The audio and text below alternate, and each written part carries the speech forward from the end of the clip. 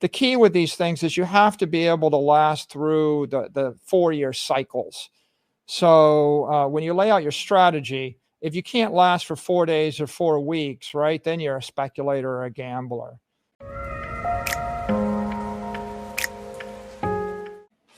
No, we're not worried about a margin call.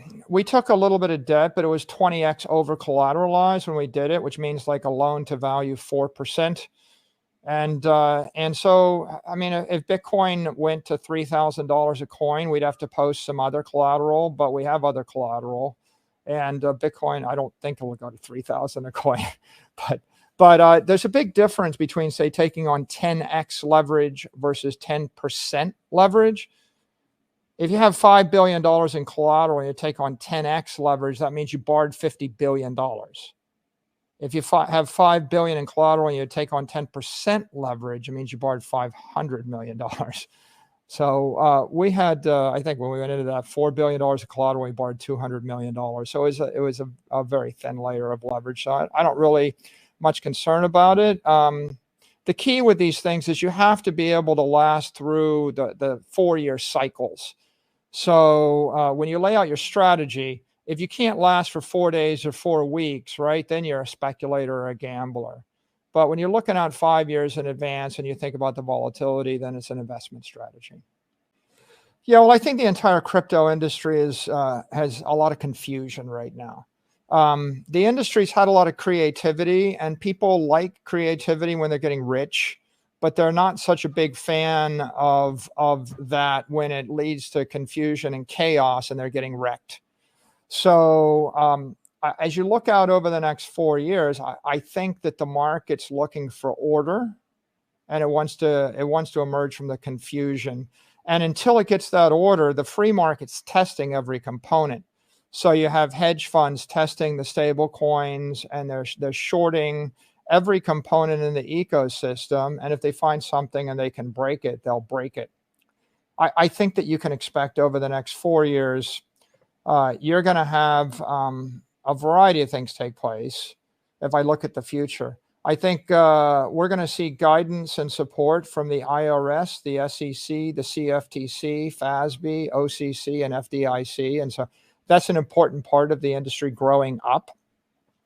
I think that you're going to see broader scale adoption on the layer one of Bitcoin as a store of value by larger institutions, investors, companies, and a lot more retail investors. I think that you're seeing innovation on the layer 2, which is Lightning, and the layer 3, which is the application layer, like a cash app. You're seeing innovations there in the transactional area or medium of exchange area, because you can move transactions 1 million times quicker and cheaper on the layer 2 and the layer 3.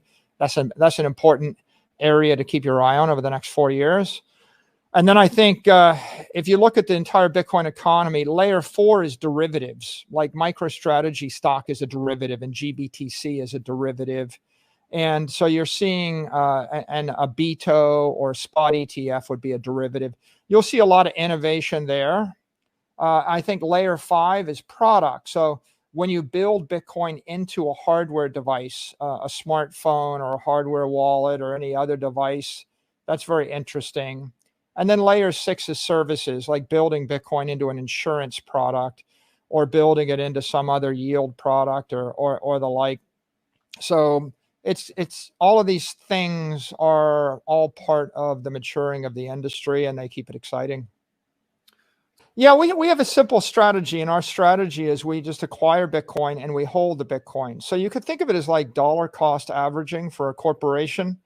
And I think when you're in a chaotic macroeconomic environment like we're living through, where you have a massive expansion in the money supply and then a massive contraction in the money supply, and people are being tossed and turned by uncertainty, then the best strategy to maintain your sanity as an investor is you focus on a basket of high quality property, scarce desirable property that you think that affluent, intelligent investors will want to buy from you in a decade.